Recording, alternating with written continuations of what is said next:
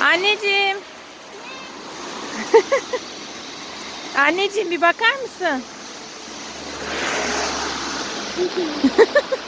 Bir dakika bakar mısın? Bak ama ıslanıyor telefonum, hadi.